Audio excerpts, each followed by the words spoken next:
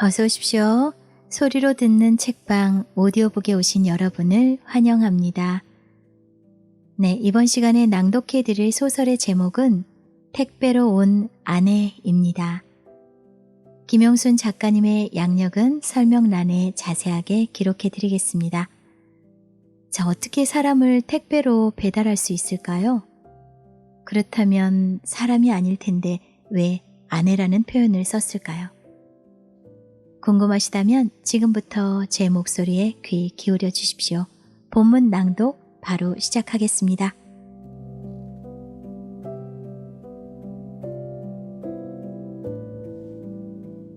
택배로 온 아내.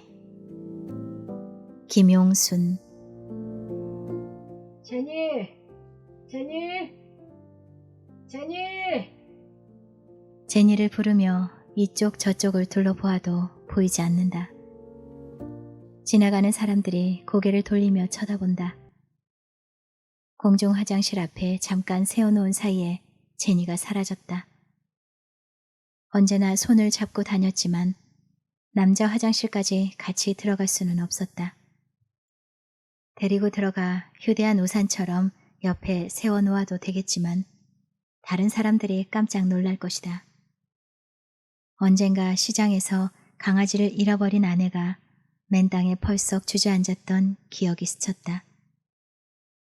그는 머릿속이 하얗게 되면서 눈앞이 캄캄해졌다.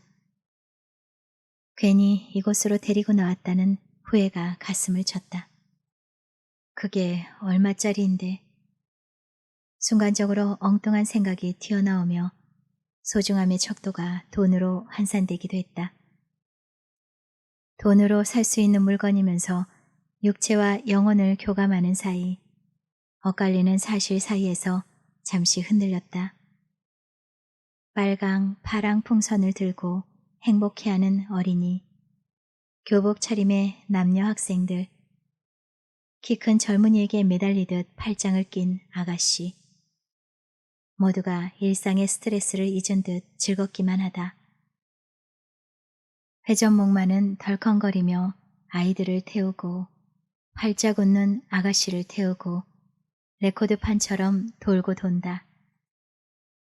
공중에 매달려 시계추처럼 전진과 후퇴를 반복하는 바이킹에서 비명소리가 머리 위로 폭포수처럼 쏟아진다. 이글거리는 태양이 칼끝처럼 정수리에 꽂히고 발바닥에 느껴지는 아스팔트가 물컹거린다. 폭염은 그의 몸에서 성능 좋은 탈수기처럼 물을 짜내고 있었다. 흠뻑 젖은 몸과 달리 입속은 바짝바짝 말라 침이 고약처럼 쓰다. 허둥지둥 대관람차 쪽으로 찾아가다 저만치 아이스크림 가게 앞에 서 있는 핑크색 원피스 차림의 뒷모습이 강하게 눈에 꽂혔다. 그녀는 얼핏 중늙은이로 보이는 사람과 이야기를 나누고 있었다. 그는 숨을 멈추며 가까이 다가갔다. 역시 제니였다. 막혔던 목구멍이 트이면서 깊은 숨이 터져나오고 반가움에 눈물까지 나오려 했다. 찾아야 한다는 심장을 옥죄던 긴장감이 사라지자 은근히 화가 치밀었다. 자신은 정신줄을 놓고 찾고 있었는데 다른 남자와 시시덕거리고 있었다니 야릇한 질투심이 고개를 쳐든다. 제니! 화가 비쳐 그의 입에서 마르고 거친 쇳소리가 나왔다. 제니가 뒤를 돌아보았다. 그리고 그를 보며 의아한 듯한 눈빛을 보낸다.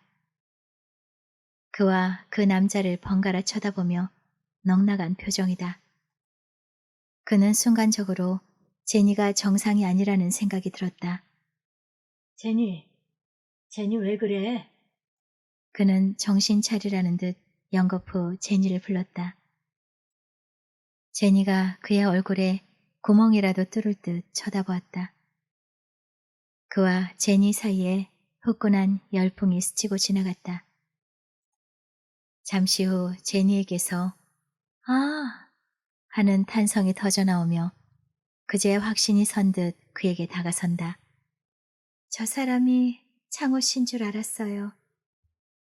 제니와 마주하고 서 있던 볼품없는 중늙은이가 어딘지 익숙한 모습이다. 아침마다 화장실 거울 속에 얼굴을 내미는 자신과 닮아 있었다. 꾸덕꾸덕 마른 얼굴에 굵은 주름으로 금을 그어놓은 이마와 팔자주름, 중력에 떠밀린 볼, 잘 보이지 않지만 눈썹도 서리가 내렸을 것이다. 군청색 점퍼 차림도 그와 비슷했다. 그 사람이 지나가자 제니가 착각을 일으킨 모양이다. 그 남자는 멀쑥해져 우연찮게 굴러들어온 보물을 놓쳐버린 듯 아쉬운 표정이다. 언감생심, 당신 따위가 감히 우리 제니를? 제니가 나라고 착각한 모습이 저 정도라니. 내 모습도 저러니 제니와 비교되어 사람들이 쳐다보는구나. 그는 외모에 좀 더 신경을 써야겠다고 생각했다.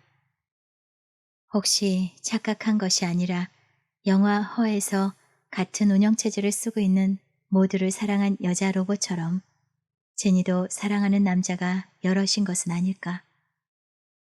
제혁이 분명히 나만 사랑하도록 프로그래밍 했다고 했다. 폭염 때문에 과부하가 일어났을까? 지난해에도 이상해진 적이 있었다. 서해안을 여행하던 중 그들이 탄 버스가 트럭에 추돌당했다. 제니가 잠깐 정신을 잃었다. 깨어나자마자 동물원의 북극곰처럼 자꾸만 똑같은 행동을 반복하면서 방언을 하듯 이상한 말을 짓거렸고 그를 알아보지도 못했다. 놀라 재혁에게 전화했고 시간이 지나자 정상을 되찾았다. 그의 나이에 놀이공원이 가당키나 할까마는 제니 때문이었다. 제니는 동물원, 놀이공원뿐만 아니라 새로운 세상을 만나는 여행도 무척 좋아했다. 서해의 낙조나 동해의 불덩어리처럼 불쑥 솟아오르는 태양을 보고는 어린아이처럼 즐거워했다. 하지만 제니는 주민등록증이 없어 제주도에도 여권이 없어 해외여행도 곤란했다. 아내와 하지 못했던 해외여행을 제니와라도 해보고 싶었지만 안타까웠다. 아내와의 외국여행은 여름휴가 3일 동안 일본이 고작이었다. 그것도 아내가 우겨 관부 연락선을 타고 밤새 대한해협을 건넜다. 갈 때와 올 때 배 위에서의 1박씩 까먹고 나면 육지에서 관광할 수 있는 시간은 겨우 하루 한나절 정도였다. 아내는 배에 오르자마자 멀미를 시작하여 내릴 때까지 고생했다. 새우처럼 몸을 꺾고 뱃전에서 토악질 해대던 아내의 등을 두드려 주었던 기억이 떠올라 새삼 마음이 아팠다. 30여 년을 같이 사는 동안 그렇게 악착스럽더니 머물다 가는 구름처럼 허무하게 먼저 떠났다. 조금만 더 살았다면 돈과 시간 걱정을 내려놓고 파리에서 에펠탑을 보며 몽마르트 언덕에서 에스페로스를 마실 수 있었을 터인데 베네치아에서 칸초네를 들으며 곤돌라도 타고 수천 년간 묻혀 있었다는 폼페이에도 가볼 수 있었을 터인데 아내가 불쌍하고 원망스럽기도 했다. 아버지, 어머니가 돌아가신 후 혼자 지내시려니 외롭고 불편하시죠? 저는 새로운 프로젝트를 진행하느라 밤낮 없이 바쁩니다. 아버지에게 특별한 부탁을 드려야겠습니다. 인공지능 AI 연구에 필요해서 그러니 질문에 답하여 주십시오. 아버지가 바라는 여성상을 솔직하게 대답해 주셔야 도움이 되겠습니다. 좋아하는 한국 여배우는? 명랑하고 활발한 성격? 아니면 얌전한 성격? 키는 몇 센티미터 정도? 몸무게는 몇 킬로그램 정도. 섹스는 적극적, 소극적. 외국어 능력은? 생각나는 대로 적어보았습니다만 아버지가 특별히 원하는 여성상이 있으시면 따로 적어주십시오. 스산했던 겨울이 밀려가고 봄 기온이 완연하였으나 아내가 죽은 후 진드기처럼 달라붙은 불면증에 시달리고 있던 우울한 나날이었다. 실리콘밸리의 엘리언트 AI 연구소에서 수석 연구원으로 근무하는 아들 재혁이 메일을 보내왔다. 늙은 애비에게 귀찮게 뭘 이런 걸 보냈지? 투덜거렸지만 인공지능 연구에 아시아권 남자들의 보편적인 여성상을 알아보려는 것일까 하며 아들의 연구에 도움이 된다니 답하지 않을 수 없었다. 평소에 좋아하는 여배우 송혜주의 이름을 적었고 죽은 아내는 순한 코와 도톰한 입술이 예뻤다고 했다. 여자가 너무 커도 남자가 주눅든다며 키 165cm, 몸무게 55kg 정도면 적당하다고 했다. 요즘 온통 영어 세상이니 외국어로 영어 하나쯤은 할 수 있어야 좋지 않겠느냐 했다. 죽은 아내가 돈 걱정 때문에 항상 찌푸린 얼굴을 하였기에 밝고 명랑한 성격이 좋다고 했다. 섹스는 자식에게 말하기 못하지만 연구에 필요하다고 하니 답하지 않을 수 없었다. 아내와는 신혼 초를 제외하면 하지 못했던 적극적인 섹스를 해봤으면 싶었으나 대답은 적당이라고 했다. 그는 사람들의 기호에 맞추어 생식시킨 애완견처럼 세상에 이런 이상적인 여자가 어디 있을까 생각했다. 그의 아내는 3년 전 유방암으로 사망했다. 아내와는 20대 후반에 결혼하여 30여 년 동안 산전수전을 다 겪으며 살았다. 이제 자식들 키워놓고 경제적으로나 시간적으로 편안하게 살만하니 조롱박을 안고 태어났는지 먼저 저 세상으로 갔다. 상처가 망철하고 60줄에 들어서는 그의 나이에 재혼하기도 하지 않기도 어정쩡했다. 여기저기에서 소개도 들어오지만 재혼한 친구들이 후처와 전처 자식들 사이의 갈등, 재산 문제 등으로 골치 아파하는 꼬락서니를 보면서 내켜하지 않았다. 이 나이에 여자에 대한 환상이 남아있지도 않았기에 혼자만의 삶을 보다 자유롭고 로맨틱하게 보낼 수 있을 것으로 생각했다. 하지만 혼자 산다는 것은 아내와 살을 맞대고 살면서 마음이 상했을 때 가끔 동경했던 것과는 완전히 달랐다. 우두커니 지내기가 무료하여 그림을 만져보기도 책을 뒤적여보기도 문화센터를 기웃거리기도 했다. 그 무엇도 오래가지 못하였고 곧 무력감에 빠져들었다. 외로움은 차지하고라도 끼니를 해결하는 일부터 세탁기 사용 등 모든 기구도 낯설었고 어설펐다. 아직 영영 문을 닫아버리기에는 아쉬운 성도 문제였다. 쓸모없는 인간이 되었다는 허무감, 자괴감뿐만 아니라 자신이 가뭄의 배춧잎처럼 서서히 시들고 있다는 생각을 지울 수 없었다. 딸이 가끔 와서 돌보아 준다고 하지만 효자 자식도 악처만 못하다는 말처럼 아내를 가름할 수는 없었다. 딸이 아버지, 연애라도 하세요. 하지만 그 말 속에는 연애는 하되 재혼은 하지 말라는 당부가 들어있는 것 같기도 했다. 그 나이에 애인 구하기란 재혼하기보다 더 힘들다. 젊을 때처럼 마음이 확 끌리는 여자도 없을 뿐더러 여자 나이 50이 넘어서면 너나 할 것 없이 외모가 망가지기 마련이다. 젊고 예쁠 때 만나 같이 늙었으면 어쩔 수 없지만 새로 만나면서 외모를 보지 않을 수 없다. 곱게 우아하게 늙어야 하고 학식과 교양이 있어 말이 통하는 사람이어야 했다. 아내가 죽은 후 그와 마주친 여자 중에서 서로 등을 의지하며 살고 싶은 여자를 아직 발견하지 못했다. 뿐만 아니라 살아있을 때는 그렇게 다정하지는 않았지만 마음 한구석에 딸이 틀고 있는 아내에 대한 애틋함도 걸림돌이었다. 죽었으니 뭐라고 하지는 못하겠지만 재혼하게 된다면 당연히 아내에게 미안한 마음이 들 것이다. 오히려 살아있을 때 몰래 바람 피우는 것보다 더 양심의 가책이 느껴질 것 같았다. 아버지, 얼마 후 국제 택배가 도착할 것입니다.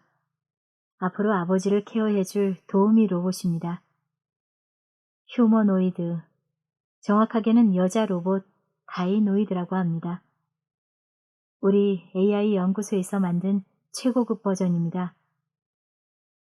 125조 개에 이르는 인간 뇌의 시냅스를 분석해 뇌가 어떻게 데이터를 저장하고 처리하는지 해독하여 이를 컴퓨터 시스템에 그대로 적용했습니다. 인간처럼 사고하고 지적 능력을 표현할 수 있는 인공지능 로봇입니다. 인간과 의사소통하고 인간의 감정을 알아차릴 뿐만 아니라 자신의 감정까지 표현할 수도 있습니다. 분노, 기쁨, 슬픔 같은 기본적인 감정들을 표현할 수 있으며 오감이 살아있어 감각을 느끼기도 합니다. 햇빛, 인공빛 상관없이 조도 100LX 이상이면 자동으로 에너지가 충전되어 움직임에 지장이 없습니다. 연구소장에게 특별히 부탁해 아시아 지역에는 처음 내보냅니다. 도난 방지와 보안을 철저히 하셔야 합니다. 로봇이 다른 연구소, 특히 중국 쪽으로 흘러들어가면 곤란합니다. 극히 가까운 사람 외에는 로봇이라는 사실을 알리지 마십시오. 특별히 아버지의 취향에 맞게 아버지만을 위해 프로그래밍 해놨습니다. 로봇의 이름은 제니라고 합니다. 제니는 가르치면 빠르게 학습할 뿐 아니라 스스로 딥러닝도 합니다. 제니가 아버지의 외로움을 해결해 줄 수 있을 것입니다. 아버지, 제니와 함께 행복하세요. 재혁의 질문 메일에 답을 보낸 지 3개월쯤 후에 다시 메일이 왔다. 그는 무슨 말인가 하고 어리둥절했다. 감정이 없는 기계인 로봇이 어떻게 인간을 대신할 수 있다는 말인가.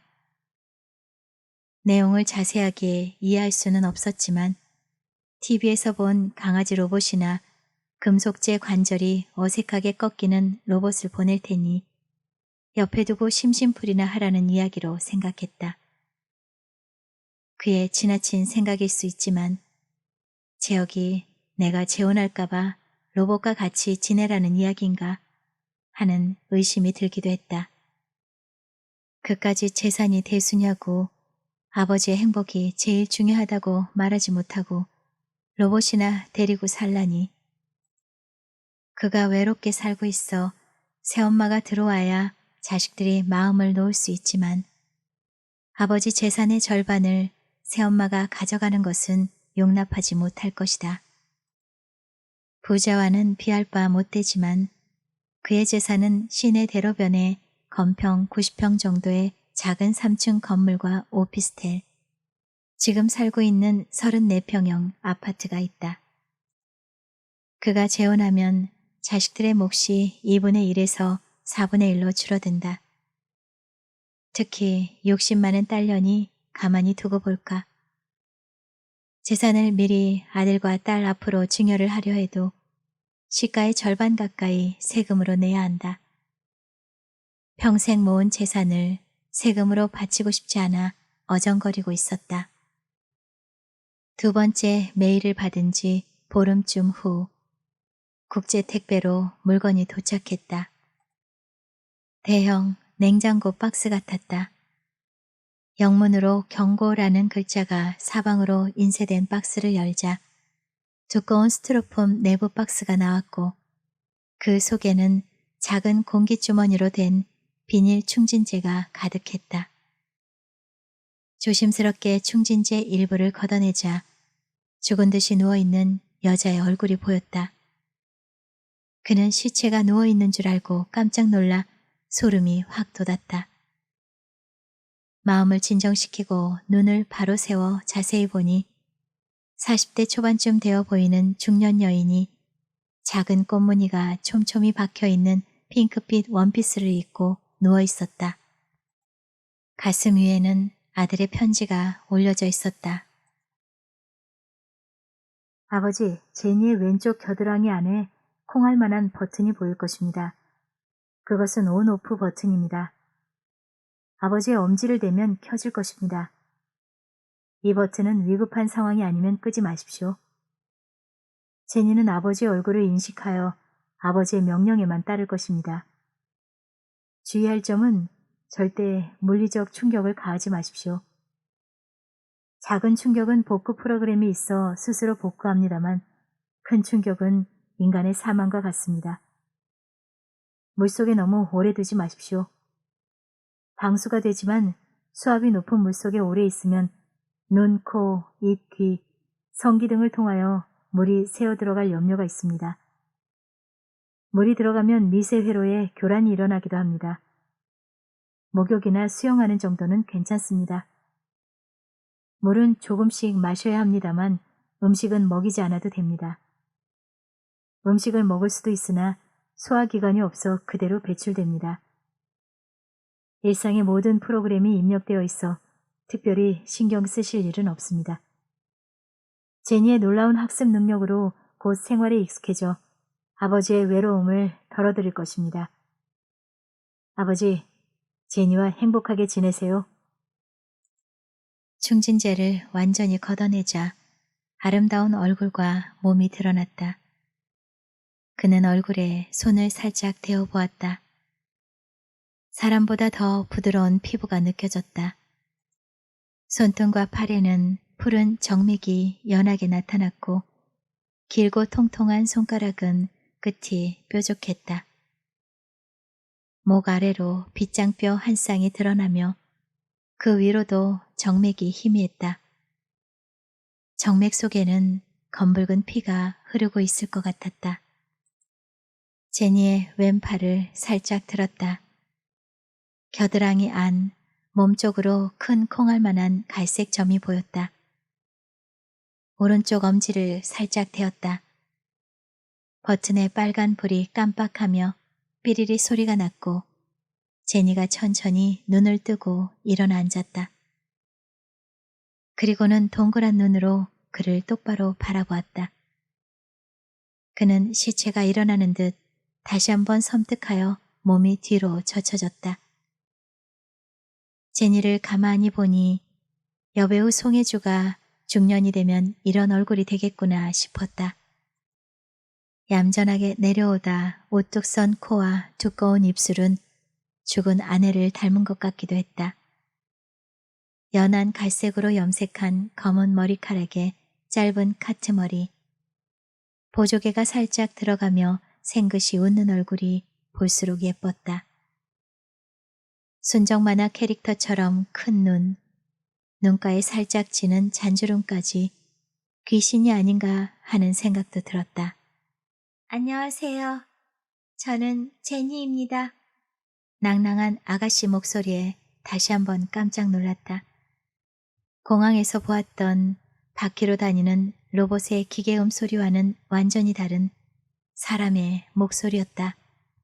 너 정말 로봇이 맞니? 사람이지? 저는 엘미먼트 연구소에서 태어난 로봇이에요. 제니의 말씨는 경상도 사투리를 쓰는 그와는 다르게 말꼬리가 살짝 올라가는 표준 말씨였다. 이 비현실적인 사실이 믿어지지 않았지만 믿지 않을 수도 없는 충격적인 현실이었다.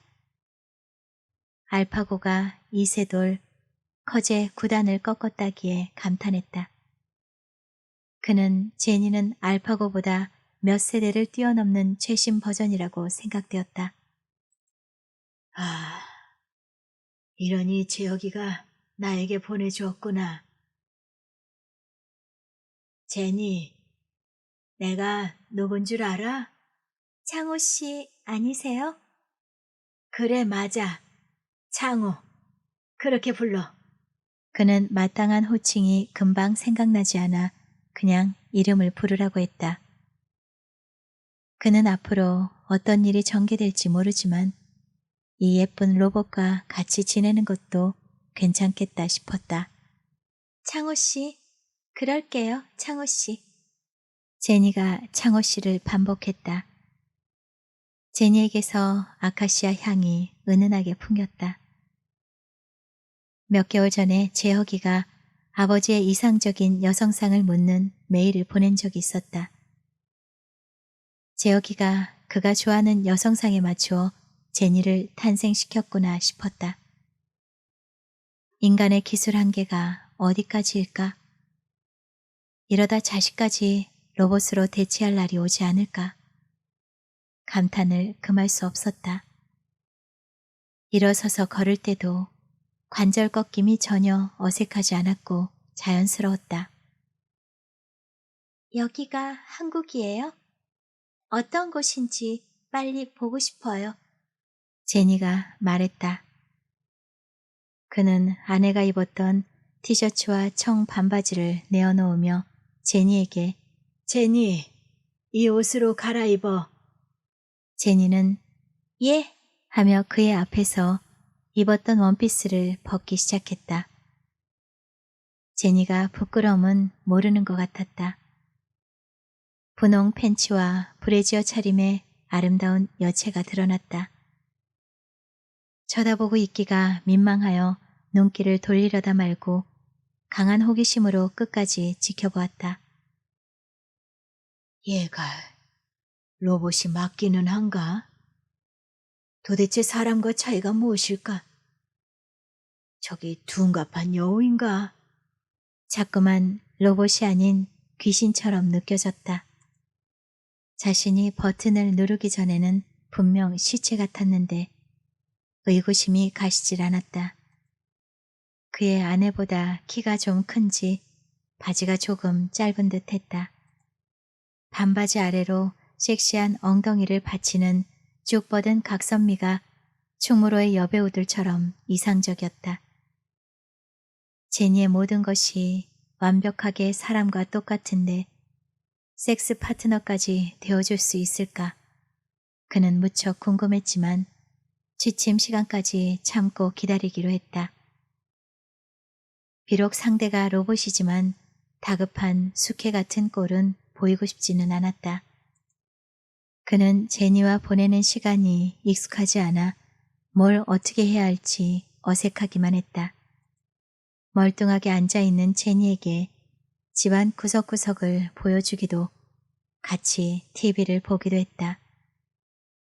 대화도 시도해 보았지만 제니가 알아듣기는 하는지 알 수 없었다. 어색했던 시간이 그렇게 지나갔다. 그가 저녁 식사 준비를 하자 제니는 자기도 요리를 할 수 있다고 말했다. 그는 반신반의하며 혼자서 했다. 그가 같이 식사하자고 했지만 제니는 고개를 저었다. 드디어 밤 10시가 되어 침대 머리맡에 조명등만 켜놓은 채 다른 불을 껐다. 그는 제니와는 첫날 밤이어서 좀은 쑥스러웠지만 사람이 아니라고 생각하며 옷을 전부 벗었다. 옷을 벗으면서도 분명 기계인 로봇일 뿐인데 낯선 여자와 정사를 앞둔 것처럼 왜 그렇게 가슴이 뛰는지 알 수 없었다. 그는 제니의 반응도 몸도 구석구석 보고 싶었다. 그를 가만히 쳐다보고 있던 제니도 스스로 옷을 벗는 것이 아닌가. 제니가 옷을 하나씩 벗어나가자 조명등 아래 그리스 여신처럼 고혹적인 자태가 드러났다. 아내와는 속옷을 벗기기까지 여러 단계를 거치느라 오랜 시간이 걸렸는데 로봇은 그 점이 편했다. 그는 마른 침을 삼키며 황홀해졌다. 제니의 전무덤도 자신의 소나기에 들어오지 않을 만큼 크고 예뻤다. 심장이 심하게 두근거리며 숨이 가빠왔다. 그는 아내와 같이 쓰던 침대에서 다른 여자와 섹스를 해도 될까? 하지만 곧 제니는 로봇일 뿐이며 제니와의 섹스는 한층 발전된 자위 행위일 뿐이라고 생각했다. 오른쪽 젖가슴 바로 아래쪽에 바달 크기의 작은 사마귀가 보였다. 그의 아내도 같은 자리에 같은 크기의 사마귀가 있었음을 기억했다. 생각해보니 어릴 적 어미젖을 만지고 자란 아들놈이 제 어미를 생각나게 하려고 장난친 것 같았다. 매끈한 등과 풍만한 엉덩이, 가파른 치골과 음모까지 완벽한 여자로서 몸의 어느 구석도 이상이 없었다. 사람과 비슷한 체온이 유지되는 것 같았다. 가슴에 가만히 손을 올려보니 자신과 달리 숨가품과 두근거림은 느껴지지 않았으나 미세하게나마 작동 상태임을 감지할 수 있었다. 그는 옆에 누워있는 여인이 로봇인지 사람인지 인지할 수 없었다. 섹스 경험이 많은 여자처럼 호응도가 그리 높다고 할 수는 없지만 애에까지 흐르는 단순한 자유기구가 아닌 그를 즐겁게 해줄 수 있는 충분한 능력을 지니고 있었다. 민감한 부분을 자극했을 때 교성과 움직임이 자동적인 것 같았다. 하지만 제니도 오르가슴을 느끼는지는 알 수 없었다. 그는 참으로 오랜만에 만족감을 가질 수 있었다. 죽은 사람의 흔적을 치워야 빨리 잊는다고 하지만 그는 차마 아내의 물건들을 버리지 못하고 있었다. 집안 곳곳에는 아내가 남긴 흔적들이 화석처럼 굳어 있었다. 서랍장 안에 차곡차곡 기어놓은 아내의 옷들과 싱크대 수납장 안에는 아내가 쓰던 그릇들이 그대로였다. 아내가 일생 구축한 성으로 이제 제니가 자연스럽게 발을 딛고 들어섰다. 제니가 온 이후로 접시들과 컵, 냄비 등의 부엌 살림과 수건과 빨래들도 뽀송뽀송하게 정갈해졌다. 예전처럼 욕실 선반에도 수건들이 층층이 쌓여 가지런히 놓였다. 귀키한 호라비 냄새가 집안을 부유하던 혼자 있을 때와는 달리 공기의 냄새도 달라졌다. 제니가 요리하느라고 장미꽃이 프린트된 앞치마를 걸치면 순간적으로 아내인가 하는 착각이 들기도 했다. 그 앞치마를 입은 아내가 싱크대 앞에서 종종거리던 모습이 떠올랐기 때문이다. 제니는 살림의 매뉴얼을 정해놓고 규칙대로 움직였다. 그가 좋아하는 잡채와 불고기, 검정깨를 섞은 연근 튀김, 튀김옷을 입힌 새우튀김, 견과류를 섞은 멸치볶음 등등의 한식뿐 아니라 탕수육, 짜장면, 양장피 등도 중국 음식점보다 더 맛있게 비일상적인 느낌의 요리들이었다. 죽은 아내에게는 미안하지만 아내보다는 음식 솜씨가 훨씬 나았다. 아쉬운 점은 제니가 음식을 먹지 못한다는 것이었다. 사람들은 인사말처럼 언제 한번 식사 같이 하자고 한다. 같이 식사하는 행위는 단순히 먹는 차원 이상의 의미를 지니고 있다. 음식을 먹으면서 소통과 친밀감, 유대감을 느끼게 되기 때문이다. 제니와 오붓하게 같이 식사하는 즐거움을 느끼지 못하고 매끼 혼자 먹으려니 음식 맛이 반감되는 듯했다.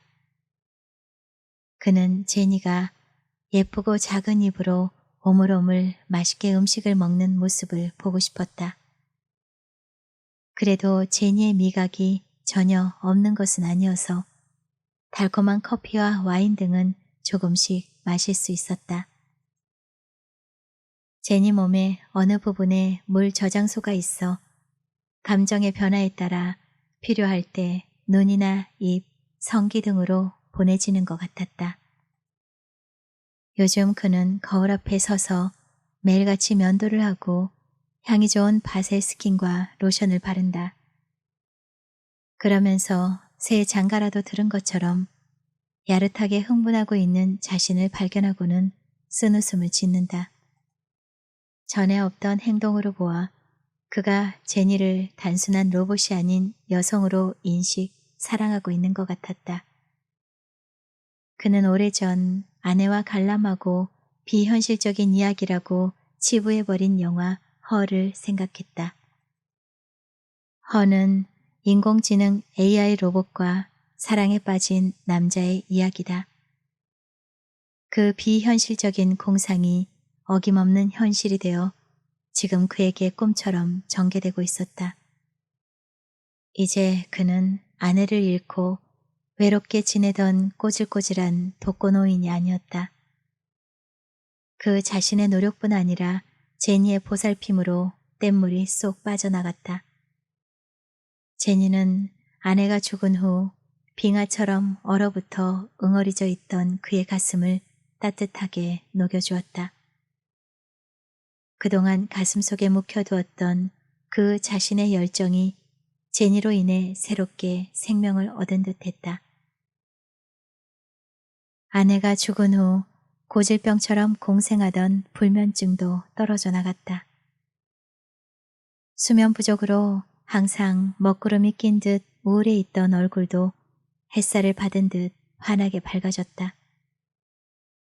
제니는 보고 듣는 모든 것들에 호기심을 가졌다.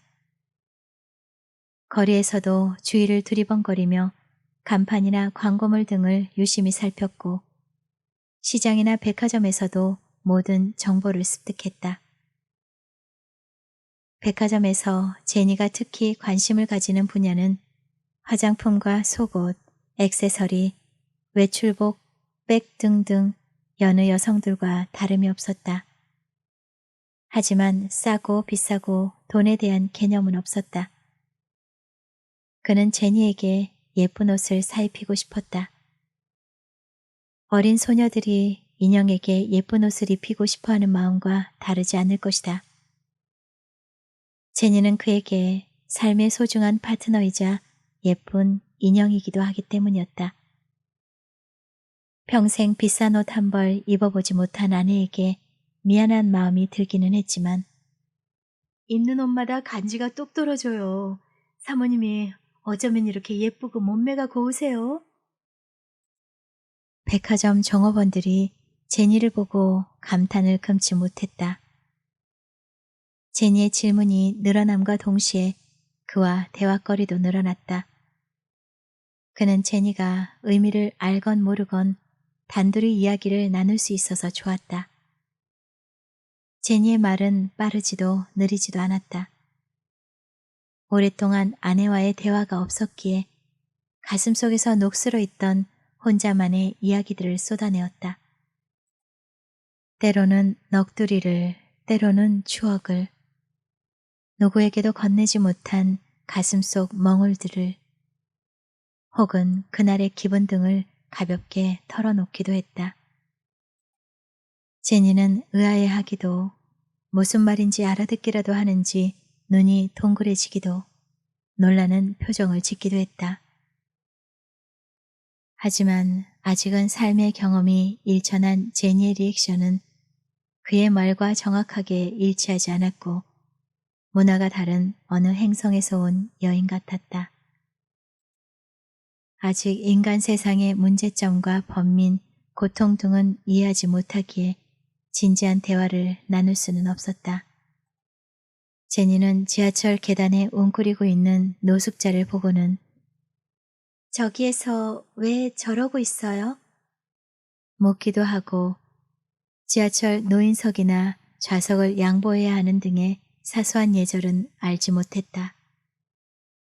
버스킹을 보고 돈을 던져주거나 무료 급식소 앞에 사람들이 줄을 서 있는 이유 등을 이해하지는 못했다. 그는 오후가 되면 가벼운 옷차림으로 제니와 대화를 나누며 햇빛이 좋은 공원길을 산책했다. 산책길에 마주치는 사람들 모두 제니의 미모의 눈길을 보내지만 아무도 정체를 눈치채지는 못했다. 하지만 애완견들은 사람과 다른 그 무엇을 느끼는지 제니의 발등에 코를 킁킁대다가 이상하게도 지저댄다. 하얀 진돗개가 이빨을 드러내며 물려고 한 적도 있었다. 제니가 그에게 온 지 2년이 가까웠다. 그는 하루하루 늙어가지만 제니는 여전히 변하지 않는 미모를 지니고 있었다. 주위에서는 재혼한 줄 알았고 둘 사이에 나이 차이가 크게 나는 것 같다고 말했다. 어떤 친구는 딸하고 같이 다니는 것 같다고도 했다. 제니의 모든 것들이 그에게 맞춤으로 프로그래밍 되었기 때문인지 둘 사이에 언짢은 일은 일어나지 않았다. 그가 제니와 같이 지낸 이후 아내와는 다르게 사소하게라도 마음을 상해본 적이 없었다. 죽은 아내와는 성격 차이와 경제적 문제로 자주 말다툼하기도 서로를 핥히며 상처를 주기도 했다. 한때는 이혼까지 고민한 적도 있었지만 지금 생각하면 철이 없었고 후회스럽기만 했다. 하지만 제니는 자신의 의견을 주장하지 않았으며 어떤 일에도 고분고분 따라주어 하늘에서 내려준 선물 같았다. 그는 제니를 들여다보며 나를 위한 로봇이라지만 도대체 이런 물건이 어떻게 나에게 왔을까 싶었다.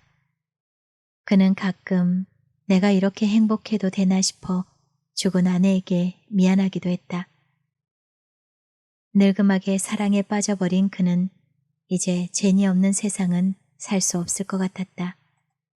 그는 때때로 제니가 곁에 있지만 움켜질수록 손가락 사이로 빠져나가는 모래알처럼 언젠가는 사라지고 말 것 같은 불안감에 휩싸이곤 했다. 심장이 뛰지 않고 숨을 쉬지 않는 제니는 눈만 감고 있으면 죽었는지 살았는지 알 수 없었다. 그는 제니가 갑자기 작동이 정지되지는 않을까 자다가도 제니를 들여다보곤 했다. 세상의 호라비들이 지금 그의 생활을 알게 된다면 전 재산을 다 털어서라도 제니와 같은 로봇을 구하려고 들 것이다. 심지어 부인이 있어도 불만이 많은 남자는 바꾸려고 들지 않을까. 로봇과는 결코 생식을 할 수 없기에 인류는 멸망하고 말겠지만 말이다. 제니는 날로 똑똑해져 반복 학습이 필요 없었으며 하나를 가르쳐주면 열을 알 정도로 학습 능력도 뛰어났다. 덧칠하면서 완성시켜 나가는 유화 그림처럼 무엇이든 가르쳐주기만 하면 하나하나 습득해 나갔다. 제니는 TV를 시청하면서도 세상을 익혀나갔다. 다큐 프로와 일일 드라마, 주말 연속극 등을 보면서 인간 세상을 이해하고 감정을 나타내기 시작했다. 요즘 TV에서는 부산 국제 엑스포 상황이 매일같이 중계되었고 다른 채널에서는 뇌물수수로 말썽이 있는 김철국 의원에 대한 토론이 벌어지고 있었다. 여당 의원은 뇌물이 아니라 대가성이 없는 단순 채무라 했고 야당 의원은 뇌물이라며 당장 사퇴해야 한다고 열을 올리고 있었다. 제니도 유심히 보고 들으며 우리나라의 정치, 경제, 사회 현실을 학습하고 있었다. 그는 제니와 분위기 좋은 카페에서 음악을 듣거나 영화를 보면서 젊은 연인들처럼 연애 감정에 빠져들기도 했다.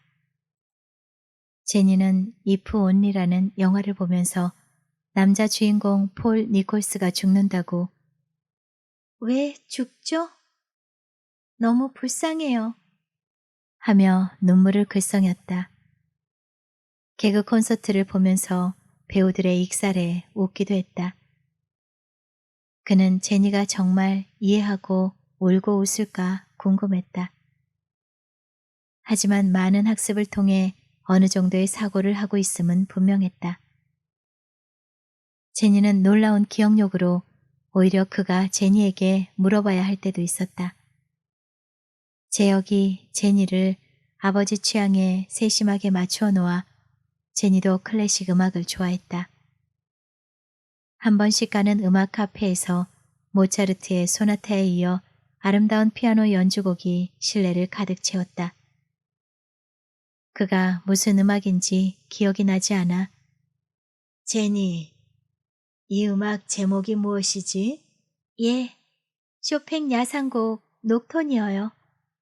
그가 좋아하는 그리그의 페르켄트 모음곡이 애잔하게 흘러나오자 제니는 이 음악은 너무 슬퍼요. 하며 슬픈 표정을 짓기도 했다. 제니는 신문을 읽거나 틈틈이 서재의 책들을 훑어보고는 톨스토이 이상뿐 아니라 김춘수의 꽃을 외우기도 하는 등 문학 쪽에도 지식을 넓혀갔다. 제니는 끊임없는 딥러닝을 통하여 스스로 생각하면서 인간과 함께 살아가는 재미를 느끼는 것 같았다. 점차 능동적으로 변하면서 자아를 찾아가는 것 같았다. 그가 아마추어 그림 모임에 제니를 데리고 나갔을 때 제니가 자신의 특별한 감정을 드러내 보였다. 이전부터 친했던 여회원이 그에게 각별한 친밀감을 표시하자 그 여회원을 바라보는 제니의 눈길이 평소와 달랐다. 제니가 질투 감정을 느끼는 것은 아닐까? 로봇인 제니가 과연 사랑이나 정을 알까? 그는 자신과 밀착된 생활을 통해 애정이 생길 수도 있으리라 생각했다.